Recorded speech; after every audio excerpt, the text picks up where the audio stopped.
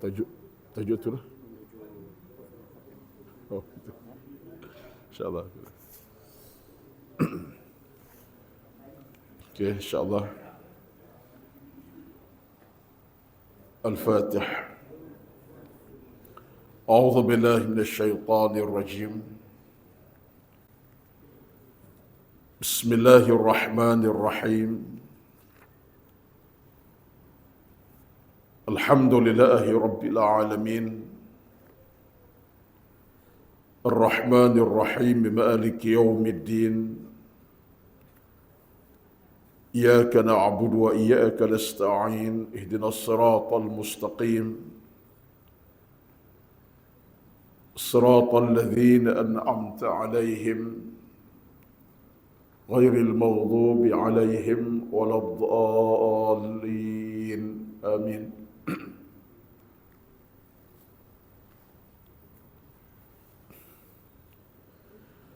السلام عليكم warahmatullahi wabarakatuh. Alhamdulillahi rabbil alamin. Wassalatu wassalamu ala Sayyidina Muhammadin ashrafil anbiya'i wal mursalin wa ala alihi wa ashabihi ajma'in. اللهم لك الحمد كما ينبغي لجلال وجهك وعظيم سلطانك.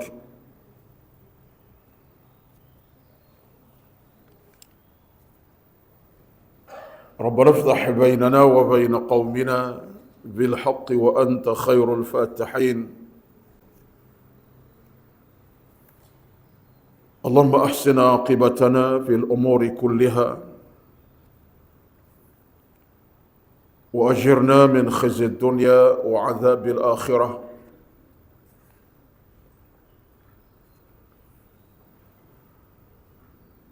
اللهم أعنا على ذكرك وشكرك وحسن عبادتك.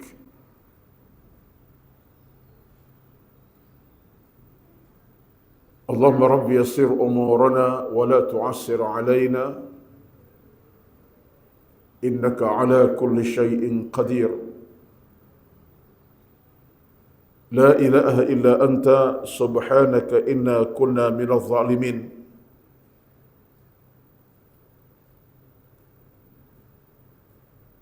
اللهم اختم لنا بحسن الخاتمة ولا تختم علينا بسوء الخاتمة. اللهم رب اشرح لي صدري ويسر لي أمري واحلل عقدة من لساني يفقه قولي يا رب العالمين. أما بعد، أعوذ بالله من الشيطان الرجيم. بسم الله الرحمن الرحيم. وتزودوا فإن خير الزاد التقوى. Yang bermaksud dan berbekalah kamu dengan bekalan yang sebaik-baiknya, yaitu bekalan taqwa. Al-Baqarah, Sadaqallahul Azim. Yang dihormati berbahagia tuan rumah, sekeluarga, Tuan Haji Azman, Wan Azman dan seluruh ahli keluarganya, isteri dan anak-anak anda yang tercinta dan yang dikasihi, yang diraikan seluruh rekan taulan sahabat beliau. Alhamdulillah, yang jauh sampai yang dekat pun tiba. Boleh jadi kalangan yang hadir hari ini mungkin daripada jauh luar Kuala Lumpur. Alhamdulillah. Pertama-tama, tahniahlah di atas program yang diadakan pada pagi ini. Bukan suatu perkara yang kecil sehingga perancangan dapat dilakukan untuk mempertemukan yang jauh dirapat-rapatkan, yang dekat diserasikan atas nama perjumpaan sempena 50 tahun Masya Allah daripada tahun 74 hinggalah 2024. Alhamdulillah. Dan saya secara peribadinya merafakkan kesyukuran dapat duduk dalam majlis pada hari ini dalam suasana yang saya dapat merasakan saya yang berada di depan tuan-tuan pada pagi ini, nak kata orang muda, tidak muda dah. Depan saya pula nak kata orang muda-muda, tak tua, senior. Tak tua, orang senior-senior belaka ni. Jadi saya seolah-olah merasakan program hari ini dekat dengan tuan-tuan semua. Sebab saya nampak wajah-wajah tu lebih kurang saya je lah. Sebab saya pun dah masuk baru 32. Ustaz, betul-betul Ustaz. Dah masuk tahun 60 tahun dah tahun saya ni. Lahir tahun 63. Jadi tahun ni dah masuk 61 ni. 2024 ini. Jadi melihat kepada tuan-tuan depan saya ni, ada yang seusia saya rasa. Ke tak ada? Tak ada. Maka saya paling tua lah di sini. Sarjana uji tu tahu. Ya. Maknanya saya yang paling senior lah. Tapi tak apalah, dalam situasi macam ni saya merasakan seolah-olahnya saya bersama dengan rakan-rakan sebaya saya lebih kurang. Alhamdulillah. Allah rezkikan kepada kita nikmat kehidupan yang sebegini. Dapat bertemu dalam cuaca yang sebegini. Dapat hadir dalam majlis yang sebegini. Alhamdulillah. Yang pastinya dalam kehidupan kita ini ada pengalaman masing-masing. Dan saya dengan pengalaman saya, dah sampai usia 61 tahun ini, dengan sekolahnya, dengan kawan-kawan yang sesama dengan saya, hinggalah sampai ke universiti, kawan sepekerjaan, pun macam tuan tahu juga ada grup WhatsApp-nya, tanya khabar, sihat ke tak sihat. Dalam tengah tanya khabar itu, kadang-kadang ada berita mengejutkan, berita kematian, sakit yang agak teruk, macam-macam cerita lah. Dan saya pun dalam WhatsApp 3 hari yang lepas, rakan sekolah Mat Muhammad di Kota Baru, dalam 2 minggu lepas, 3 yang telah pergi buat selama-lamanya. 3 orang.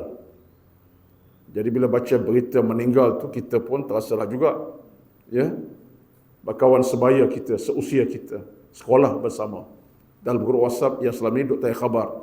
Rupa-rupa beliau telah pergi, 3 orang telah pergi meninggalkan. Dalam tempoh 3-4 minggu lepas, 2 minggu, 3 minggu lah.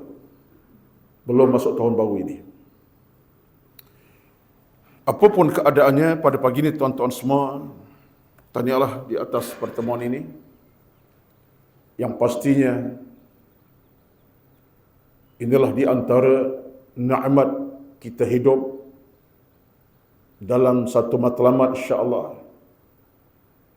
Satu tujuan yang sama,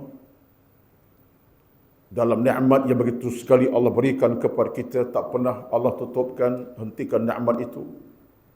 Daripada kita mula belajar hinggalah sampai peringkat masing-masing dalam pekerjaannya, dan bertemu pada pagi ini. Ini semua merupakan nikmat yang besar.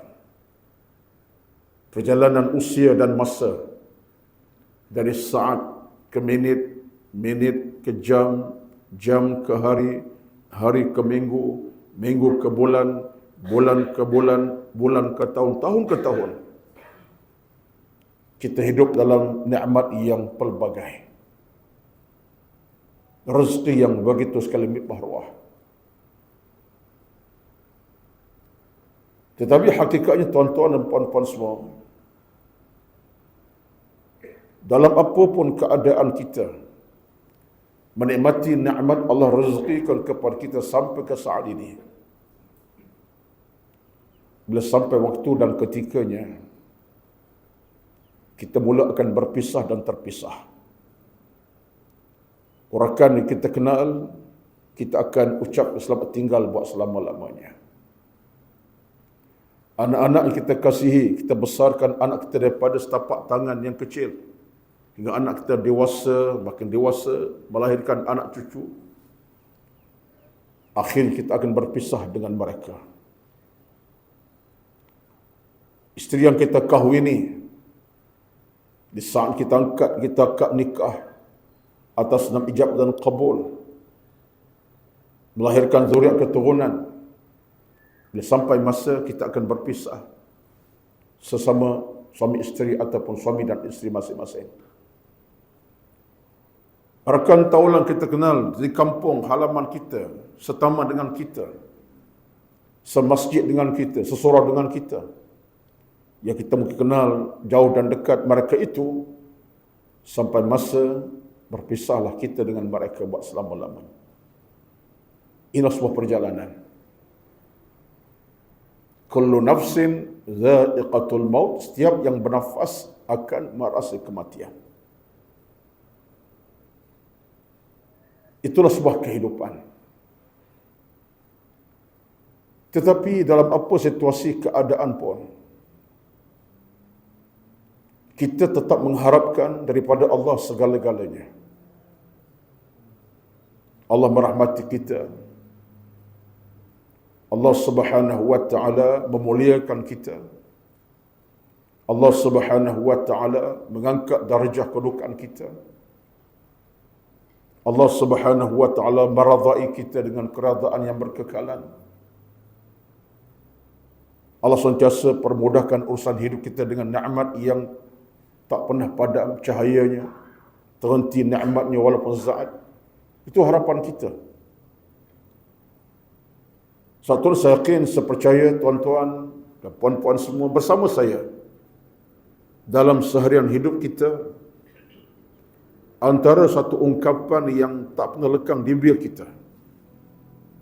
Tak pernah lekang di bibir kita.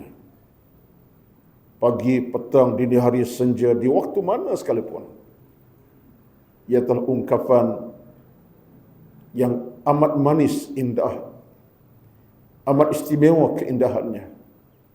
Iaitulah Rabbana atina fid dunya hasanah wa fil akhirati hasanah wa qina adzabannar. Ini ungkapan yang sentiasa berada di bibir kita masing-masing. Awal pagi tadi, tengah hari nanti, malam nanti dengan izin Allah Azza wa Jalla. Bahkan selama kita hidup, seorang mukmin, seorang muslim yang kenal agama, kenal Allah Azza wa Jalla, yang faham tentang kehidupan, seakan sama sekali meninggalkan ungkapan itu. Rabbana atina fid dunya hasanah wa fil akhirati hasanatan wa qina adzabannar. Al-Baqarah ayat 201. Quran. Apa maknanya? Wahai Tuhan kami, berilah kepada kami dunia yang membahagiakan kami. Wahai Tuhan kami, berilah kepada kami akhirat yang membahagiakan kami. Dan wahai Tuhan kami, jauhkan kami, hindarkan kami nanti dari azab api neraka-Mu yang membakar-bakar. Ungkapan ini tuan-tuan, ungkapan yang memang melekat di hati kita, yang tak akan padam cahayanya sampai kita matilah insya-Allah. Tetapi persoalannya sekarang ialah,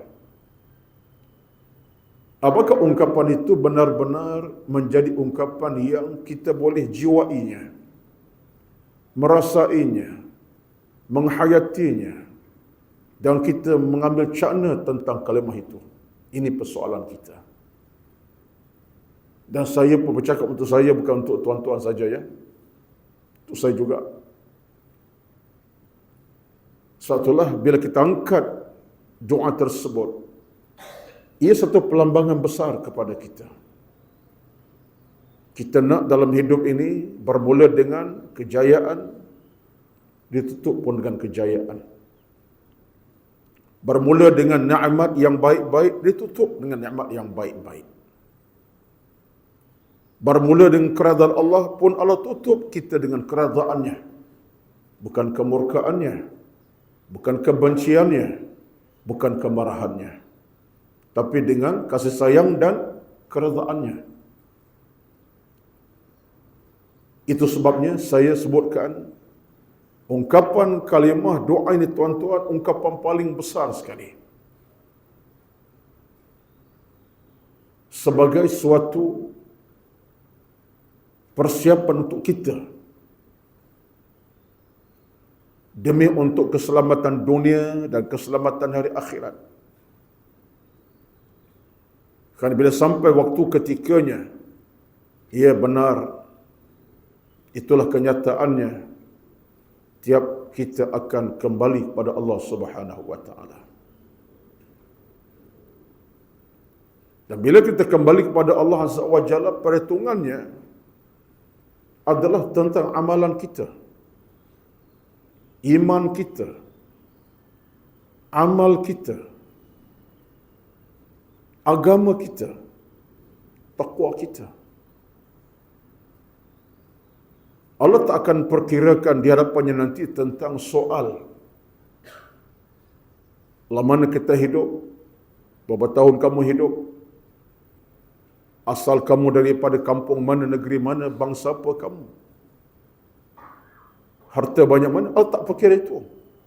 Tapi Allah perkira nanti tentang amal, tentang ibadat, tentang ilmu, tentang iman, tentang agama kita. Jadi sebab itulah tuan-tuan sedang hadirin yang saya hormati sekalian, atas tajuk yang berat tu. Berat tajuk tu. Apa pengusi tadi sebut ni? Menuju akhirat. Macam nak mati ni. Allahu Akbar. Tuan-tuan tengok saya macam serius ya. Tuan-tuan ni. Saya ni orang memang serius.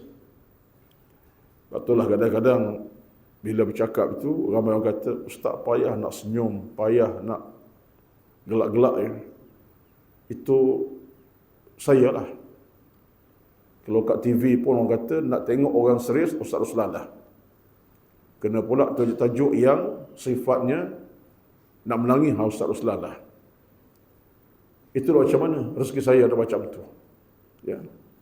Bila tuan dengar ceramah saya pagi ni, dalam tempoh dah 10 minit, 20 minit tadi, Ustaz ni nampak ke mana kena bawa aku ni.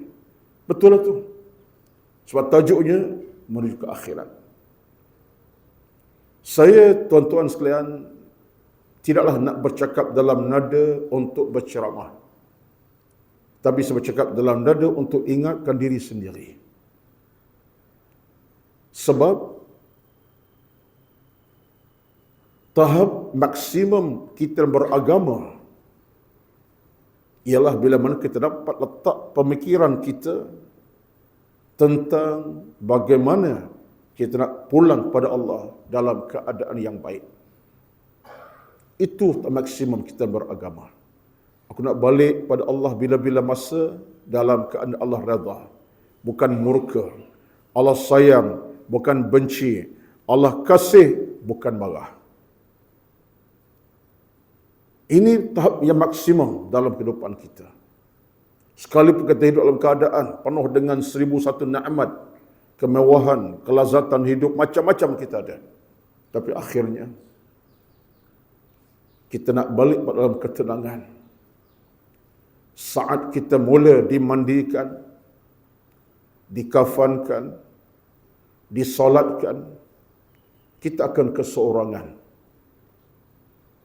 Tidak lagi bersama anak dan isteri, keluarga, cucu cicit. Tak lagi bersama dengan rakan taulan, teman, sahabat handai yang kita kenal, tak kenal. Saat itu kita mula dimandikan seorang-seorang, dikafankan seorang-seorang, disolatkan seorang, dikuburkan seorang-seorang kita. Maka teman kita masa itu apa, tuan-tuan? Teman kita, amalan kita. Teman kita, ilmu dan iman kita. Teman kita, pahala kita dah buat selama kita hidup dahulu. Itulah teman kita. Anak-anak kita tinggalkan sekadar meratap sajalah. Menangis, air mata tak kering. Bersedih dan hibah. Isteri, suami pun samalah bila isteri ada meninggal pasangan masing-masing. Tetapi hakikatnya si mati dengan amal dia masing-masing. Sebab itulah Nabi SAW sebut dalam hadis, ingatkan kita dengan sabdaan baginda sallallahu alaihi wasallam, ittaqillah haitsuma kunta, bertakwalah di mana kau berada. Kenapa Nabi sebut bertakwa kepada Allah, sebab di mana berada? Sebabnya kita semasa hidup ini adalah peluang kita nak mencipta 1001 kenikmatan, kebaikan, baik ilmu, baik iman, amal dan seumpamanya. Dan selepas kita dimatikan Allah Azza wa Jalla, yang datang adalah pembalasan. Al-jaza wal-iqab. Balasan yang setimpal. Bukan lagi beramal dan beribadat kepada Allah Subhanahu wa taala. Sebab itulah maka tuan-tuan, puan-puan dirahmati Allah sekalian, bila kita faham tentang penghujung kita begitu, keseorangan, tak ada bantuan sesiapa melainkan kita dengan amal sendiri, maka inilah masa dan waktunya. Saat kita masih Allah rezekikan kehidupan yang sebegini, walaupun dalam keadaan Allah uji kita dengan ujian yang tertentu, Allah uji kita dengan pelbagai ujian. Ada yang Allah uji dengan sedikit kesihatan terjejas. Dulu masa masih muda dalam keadaan bertenaga, ya, berbeza dengan ujian di umur usia sekarang. Namun begitu, selagi mana hayat di kandung badan, mata masih boleh melihat, telinga masih mendengar, kaki masih boleh melangkah, tangan masih megang menjamah, mulut masih boleh berbicara, bercakap, merasakan makanan minumannya. Selama itulah, itu menunjukkan Allah bagi peluang kepada kita. Untuk apa?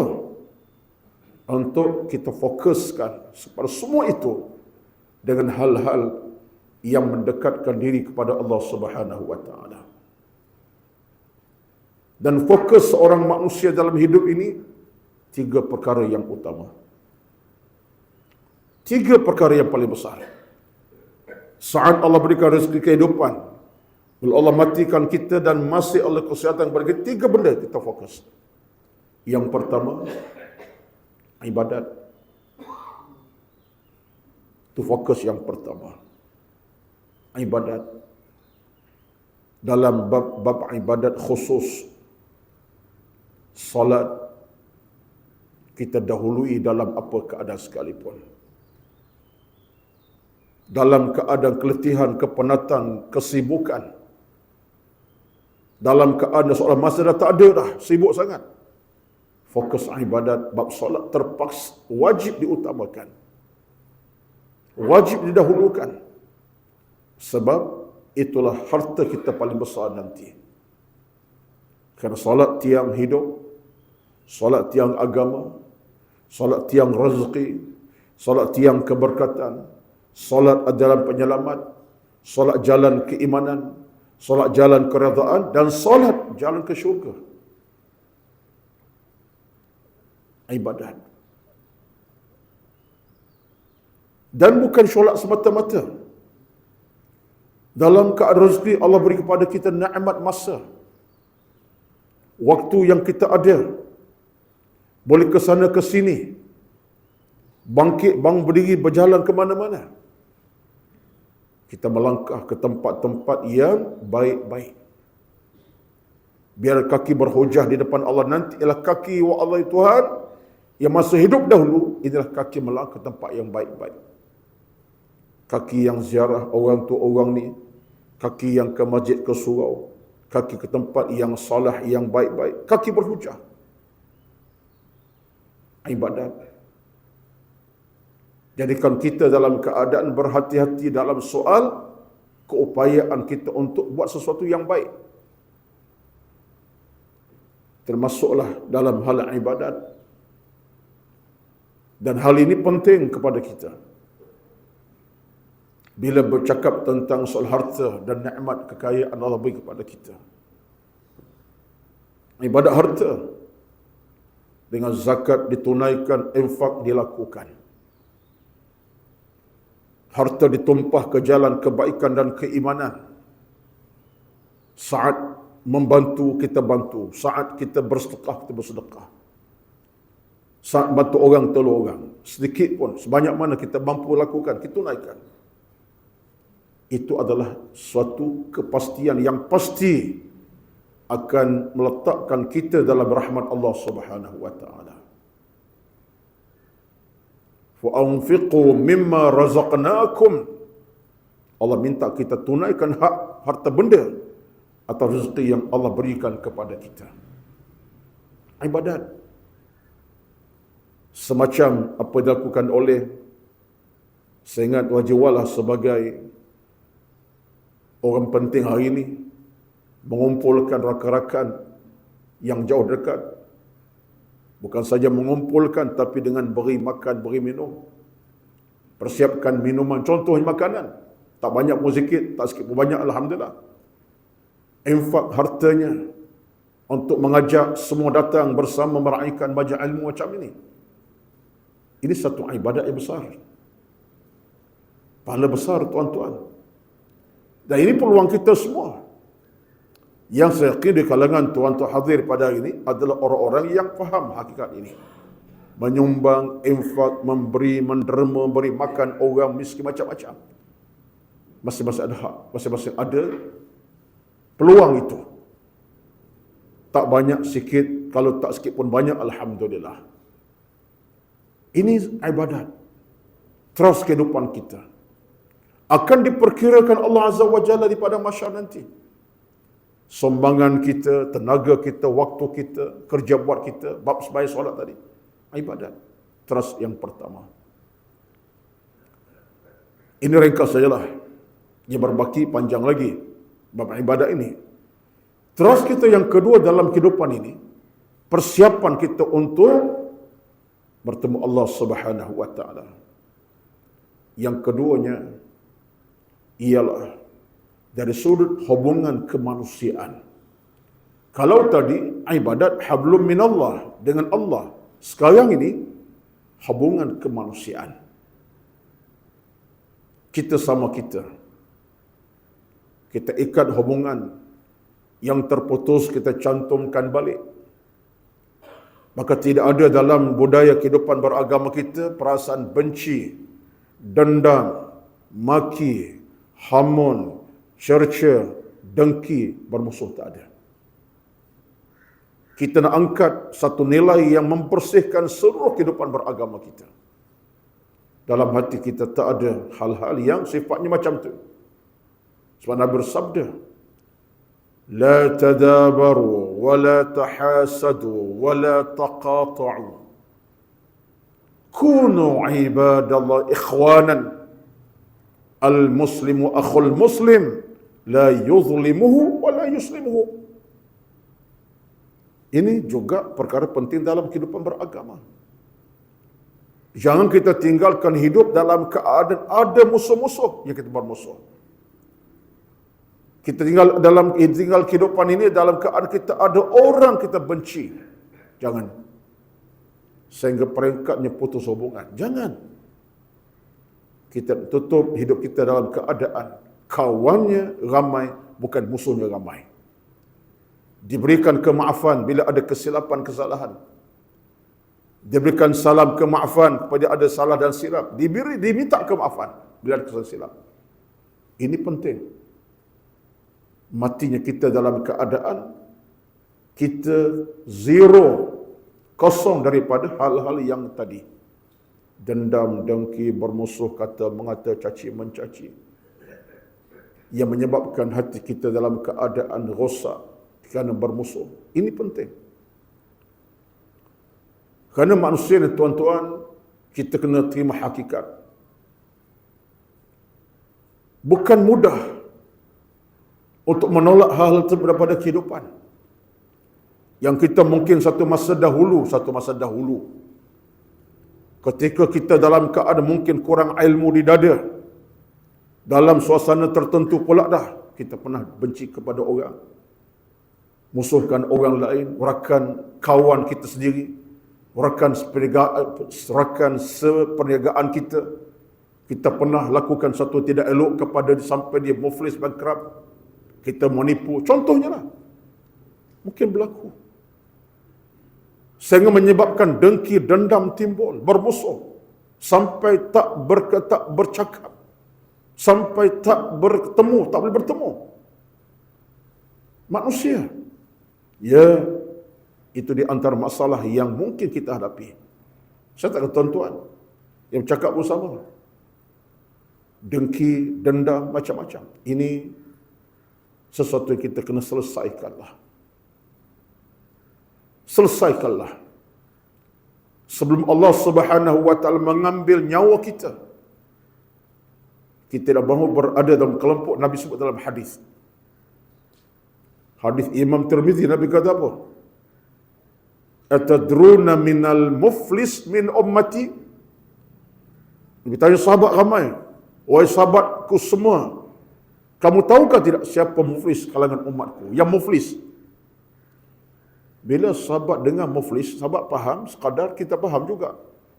Sahabat kata, ya Rasulullah, al-muflisu fina man la dirhama wa la dinar. Muflis makna orang tak ada duit harta. Tak ada harta benda. Duit ringgit tak ada dah. Dia isya muflis. Itu muflis. Tak ada harta. Dia kata bukan. Itu muflis dunia. Muflis di padang mahsyar, kata Nabi, ialah orang yang sifat macam mana? Man ya'ti bisalatin wa zakatin wa qiyamin wa sadaqatin. Datang di padang mahsyar dengan pahala semayangnya. Banyak. Dia jaga salat. Pahala sedekahnya dia buat, banyak pahalanya. Macam-macam apa dia buat. Tetapi pada masa yang sama, dalam pahala yang banyak itu, dia pernah syatama hadza, qazafa hadza, qatala. Dia pernah maki orang. Pernah musuhkan orang tu orang ni. Dengki dendam orang ni sampai begitu. Putus hubungan macam-macam. Di padang mahsyar, kata Nabi, dia muflis. Sebab apa? Pahala dia, orang akan kutip, dosa orang dia musuhi akan ditanggung oleh dia. Tengok tuan-tuan, berat tak berat? Pahala dia sembahyang puasa, kawan tu ambil. Yang dia pernah musuhi, dia pernah dengki dendam, yang tak selesai masa dunia tu. Kau tu ambil mudah-mudah pahala dia. Dan dosa kawan tu, dia akan pikul. Kata Nabi, inilah orang muflis yang paling dahsyat di padang mahsyar. Tuan-tuan, saya sebutkan yang kedua ini, dalam kita nak mencapai sulh khatimah, kehidupan yang sejahtera di alam mahsyar nanti, kematian baik, hubungan kemanusiaan kita kena selesaikan. Dari sudut apa keadaannya. Kerana apa yang terguris, apa yang diguris, apa yang silap itu wajib diselesaikan sebelum nyawa kita diangkat Allah Subhanahu wa taala. Maka tindakan bijak saya dan tuan-tuan hari ini, saat ini lah, kemaafan diholor, dipohon dipinta. Dia tak cukup sebenarnya orang Melayu kita ni, secara simpelnya, bila ada kematian, biasalah mayat dah disolatkan, ini ada orang Melayu. Sampai hari ini pun masih buat. Adat, bukan ibadat tu, adat. Jenazah sudah tersolat, bangunlah mungkin anaknya, abang sulungnya, ada anak sulungnya, mungkin keluarga tertentu, wakil. Tuan-tuan, ini jenazah ayah saya, contohnya kalau anak lah, cakap. Kalau abang cakap, ajar adik saya telah meninggal semalam, terima kasih Tuan Datin kerana solat jenazah. Ini kalau ayah lah, contoh ayah saya sebagai anak bercakap, mohonlah kalau ayah saya buat silap salah, maafkan dia, ada hutang piutang, bertemu kami ataupun maafkan saja. Tengok tuan-tuan, itu biasa berlaku. Nampak macam bagus, tapi hakikatnya bukan satu ibadat tu. Itu adat kebiasaan. Yang betul ibadat ialah si mati, belum mati, dia selesaikan. Bukan anak merayu bagi pihak dia. Bukan abang daripada adik ataupun suami daripada isteri, bukan. Apa kata kalau seramai yang dia pernah hidup selama itu dia pernah bermusuh, orang tak maafkan? Itu hak bagi orang yang dia pernah musuhi. Berat si mati itu. Pernah dia zalimi, contohnya pernah dia fitnah sampai orang tu cacat hidupnya kerana kesilapan si mati. Apa kata orang tak maafkan? Dia dah hak. Maksud rayuan si anak tadi tak ke mana-mana. Tak kat tu lah. Jadi yang betul dalam agama, si mati itu sendiri. Masa dia hidup.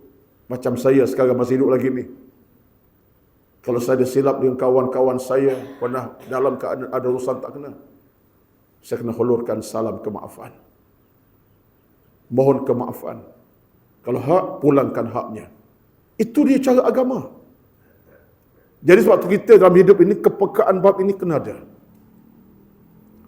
Saya tak kata jangan salah faham pula, ini ustaz kata kami bersalah. Tidak tuan-tuan. Tapi manusia. Saya pun bercakap dalam dada saya sebab manusia ada kesilapan. Kita tak cuci daripada sedikit kesilapan mungkin kita pernah buat dan kita lakukan. Kita ada kelemahan.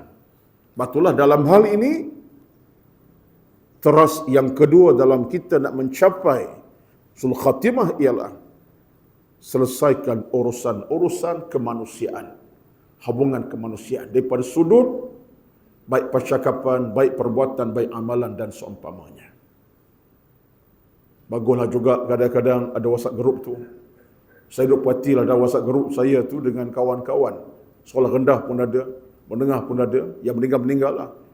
Banyak kali juga kadang-kadang masuk dalam grup WhatsApp itu, kalau kami ni orang Kelantan, maaf belaka dah, kokok masa mengaji dulu buat salah silap contohnya. Kata mengata. Baguslah juga. Akhirnya yang terjawab, kita memaafkan sama kita. Sekurang-kurangnya adalah juga jalan untuk kita maafkan sama kita. Melalui WhatsApp, grup dan seumpamanya. Tetapi, peluang ini adalah peluang masa kita masih hidup. Kita nak tuan-tuan bila Allah angkat nyawa kita nanti, kita diangkat dalam keadaan musuh tak ada, rakan-rakan kita pernah benci, selesai soal kebencian. Orang pernah kita anunyayai, dimaafkan, diberikan kemaafan, dimaafkan. Contoh, bukan kita dengan rakan-rakan, bah keluarga sendiri pun. Adik-beradik, abang tahun adik-beradik kita sendiri, kesilapan kita buat. Contohnya, ini yang kedua.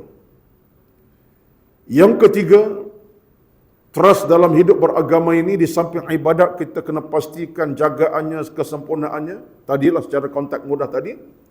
Kena hubungkan manusia sama kita, sama-sama jiran, gerakan taulan. Yang ketiga, teras agama dalam kehidupan beragama kita, tuan-tuan, ialah kita ada persiapan untuk mendapat husnul khatimah. Bahasa Arab kata al-isti'dadu liyaumir rahil. Persiapan untuk menghadap Allah Subhanahu wa taala. Ini terus penting. Persiapan menghadap Allah Subhanahu wa taala. Bukan kain putih, bukan sekadar kapas yang menanti kita untuk kita mandi dikafankan, bukan tu. Yang tu tak ada pun orang beli, insya-Allah, jangan bimbanglah. Tetapi persiapan yang utama sekali ialah persiapan iman dan akidah kita. Itu yang paling utama sekali. Persiapan iman dan akidah kita. Kita nak akhirnya syahadah kita. Itulah dia. Bila sampai waktu dan ketikanya, upaya kita ialah mengucap La ilaha illallah. Sama ada kita ucap atau kita perdengarkan ucapan oleh anak-anak kita, kalau kita sebagai ayah lah, oleh adik-adik kita kalau kita abang, oleh suami kalau kita isteri. Kita nak penghujungnya, persiapan kita di atas kalimah itu, La ilaha illallah. Tiada Tuhan melainkan Allah Azza wa Jalla. Tempat aku berteduh selama aku hidup. Aku hidup 65 tahun, 70 tahun, 80 tahun di atas nama Allah Azza wa Jalla. La ilaha illallah. Disebut dalam bahasa Arab sebagai al-isti'dad berrahil, persiapan untuk bertemu Allah Subhanahu wa taala. Ini adalah sesuatu yang tak boleh berpisah dengan kita. Satu Ali bin Abi Talib radhiyallahu anhu tanya dia, "Wahai Ali," Ali bin Abi Talib siapa? Sahabat Nabi, menantu Nabi, ahli syurga tu. Orang tanya dia, "Wahai Ali, apakah ada jaminan di penghujung usia manusia dia boleh berjaya? Ada jaminan ke tidak?" Lantas kata Ali bin Abi Talib radhiyallahu anhu, "Nabi pernah ajar kami. Ada jaminan." Apa dia jaminannya? Sesaat bila dia nak meninggal dunia, dia meninggal di atas kalimah yang maha suci, yang maha agung, yang maha sempurna, yang maha hebat, iaitulah kalimah la ilaha illallah. Dari mana datang kalimah la ilaha illallah ini, tuan-tuan? Bukan hafalan. Jangan, kita ini bukan hafalan. Ini bukan hafalan, ini penghayatan. Ini bukan hafalan. Oh, kalau hafalan tak ada masalah. Kita hafal nama satu hari 10 kali, 1000 kali sehari. Sebab apa? Persiapan. La ilaha illallah. Tidak, ini bukan hafalan. Maksudlah, kalau saya bercakap tentang kematian, saya sebut sentiasa. Yang direkod dalam hadis Nabi jelas. Seorang bila meninggal dunia, akan berlakulah perbicaraan awal. Dia ada bicara awal dan akhir. Akhir pada mahsyar, yang awal dalam barzakh, alam barzakh. Apa dia alam kuburnya? Bicara awal dalam alam kubur ialah pertanyaan malaikat Munkar Nakir. Ini hadis. Ma rabbuka, siapa Tuhan kamu? Ma nabiyuka, siapa nabi kamu? Ma kitabuka, apa kitab kamu? Ma dinuka, apa agama kamu? Ini hadis. Nabi sebut bicara yang pertama di alam barzakh ialah idza qubira ahadukum fayatihi malakan fayas'alan ma rabbuka ma dinuka, ma kitabuka, ma nabiyuka. Bila seorang itu dah dimatikan Allah dan diletak liang lahat, akan datanglah malaikat Munkar Nakir. Bertanya kedua-duanya pada si mati, siapa Tuhan kamu? Siapa Rasul kamu? Apa kitab pegangan kamu? Dan apa agama kamu? 4 soalan. Mungkin secara literalnya kita faham, oh macam tu mudah, Ustaz hafal tak? Allah Tuhanku, Muhammad Rasulku, Quran kitabku, Islam agamaku. Memanglah mudah ya, anak umur 3 tahun setengah boleh hafal. Tapi tuan-tuan, ini bukan hafalan. Dia penghayatan. Yang akan jawab nanti Allah Tuhanku, Muhammad Rasulku, Islam agamaku, dan Al-Quran kitabku ialah penghayatan iman kita. Bukan lisan dan bukan ingatan semata-mata. Penghayatan iman kita. Tegas. Sebab selama hidup, kita hidup atas kalimah la ilaha illallah. Ketika itulah lulus kita insya-Allah. Lulus. Dan penghayatan. Penghayatan dengan makna amalan kita. Amal kita. Jadi tuan-tuan, itu sebabnya yang ketiga ini adalah perkara yang paling serius. Persiapan untuk menghadap Allah paling serius. Dan hal ini saya kira bijak sangatlah bila Jiwan meletakkan tajuk itu untuk saya bercakap. Saya pun dapat manfaat di sebalik baca bicara ini untuk sama-sama kita ingatkan insya-Allah. Dalam suasana bukan sekata kita lalai, kita lupa, tidak, insya-Allah kita ni orang baik-baik insya-Allah. Amin ya rabbal alamin. Amin tuan-tuan, lambat amin ni. Kita insya-Allah orang baik-baik insya-Allah, yang ada agama, ada ilmu, ada iman, ada amal insya-Allah. Tapi peringatan agama ini penting kita kena sebut sentiasa. Sebab musuh kita ini dalam beragama ada 4. Kata Al-Imam Ibn Qayyim Al-Jauziyah. Musuh dalam beragama ada 4 jenis yang boleh merosakkan kita, membinasakan kita. 4 musuh. Yang pertama, orang-orang benci dengan kita. Itu musuh kita. Tak suka. Bukan kita tak suka, dia tak suka kita. Macam tadilah. Suka, dengki, dendam. Itu musuh lah tu. Tak pasal-pasal. Kita dimusuhi. Kita dijadikan sebagai sasaran. Itu biasa berlaku. Ya? Maka kita kena berwaspada. Jangan kita mulakan permusuhan. Tapi itulah musuh yang pertama. Iaitu orang-orang benci dengan kita. Musuh yang kedua, orang kafir yang benci. Jelas.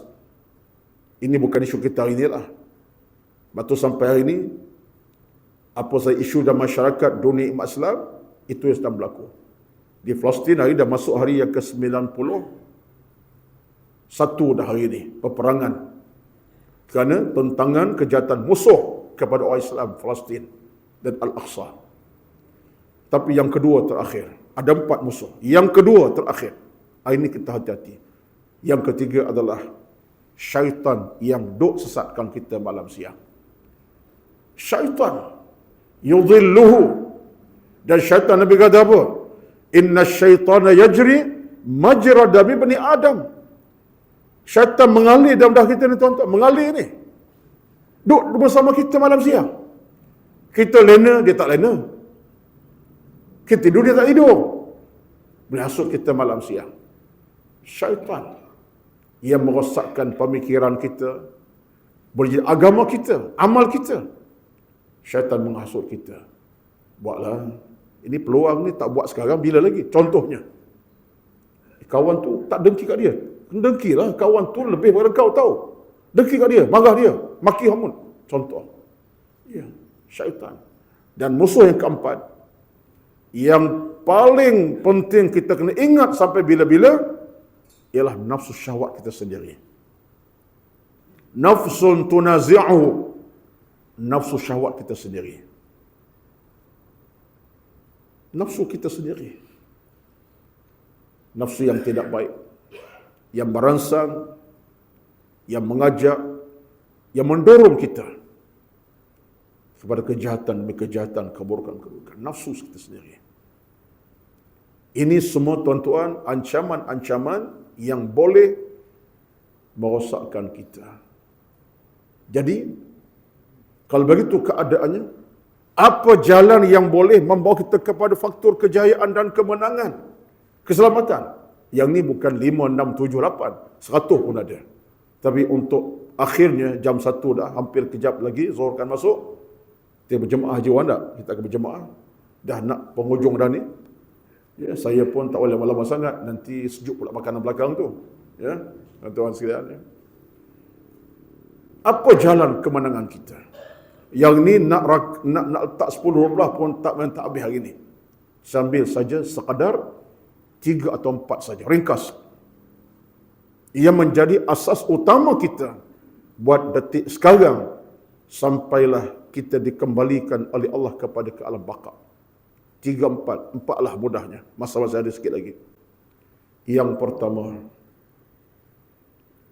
jalan utama kita ialah istiqamahlah kita dalam buat amal baik. Istiqamah dalam buat benda baik. Istiqamah. Amal soleh, benda baik kecil, istiqamah. Sekalipun kita suka bagi salam, salam biasa, tapi istiqamah. Jumpa, Assalamualaikum. Contohnya, simple. Istiqamah. Sebab itu ucapan salam, ucapan kesejahteraan, kebaikan. Contoh, banyaklah amal kita ni. Istiqamah. Berterusan.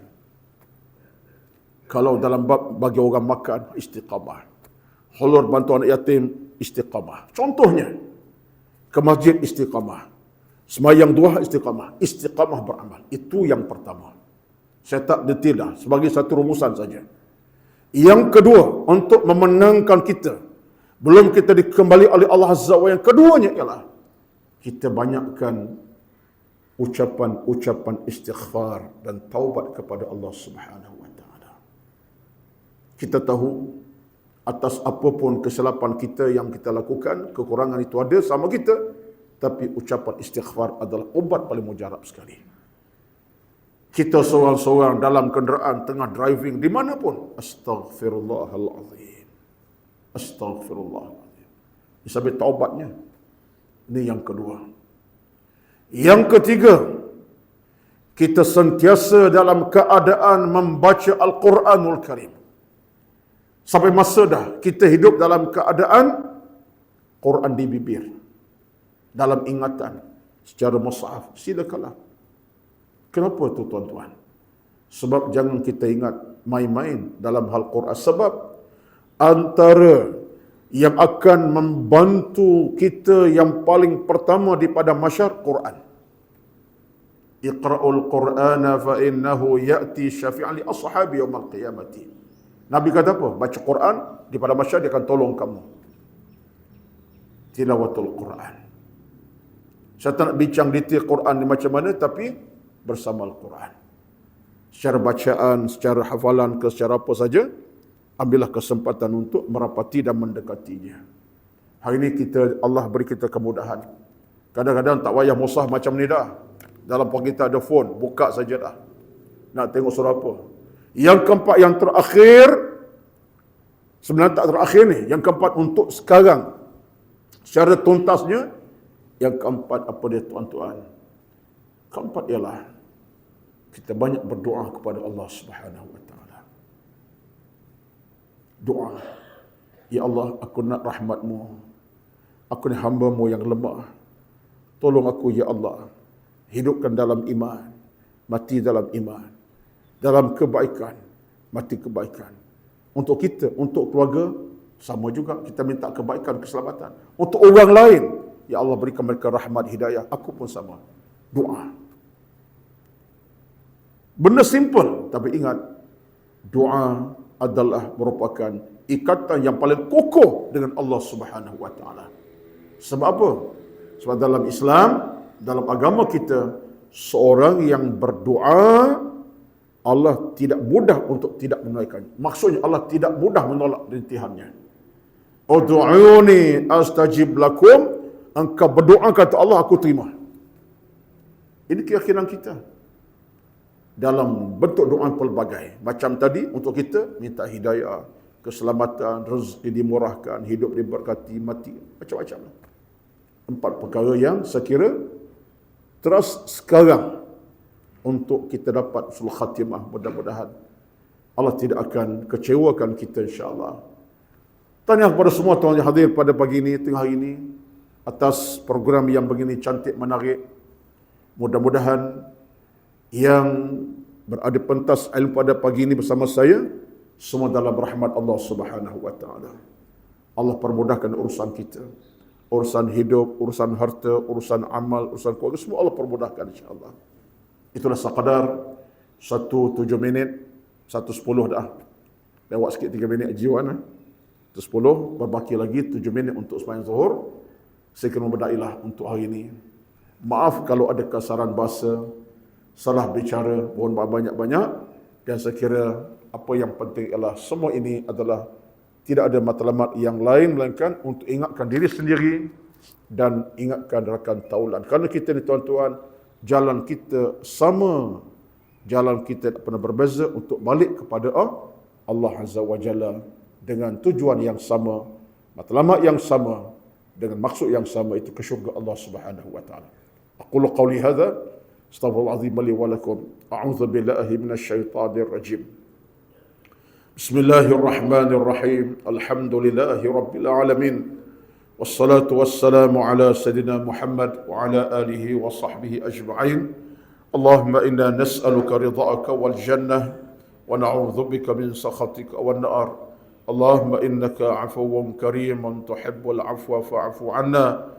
Allahumma adkhilnal jannata ma'al abrar. Ya karim, ya mannan, ya mujibas sa'ilin. Rabbana atina fid dunya hasanah wa fil akhirati hasanah wa qina 'adzaban nar. Sallallahu alaihi Muhammad walhamdulillahi rabbil alamin. Taqabbalallahu minkum, taqabbal ya karim. Wassalamu alaikum warahmatullahi wabarakatuh.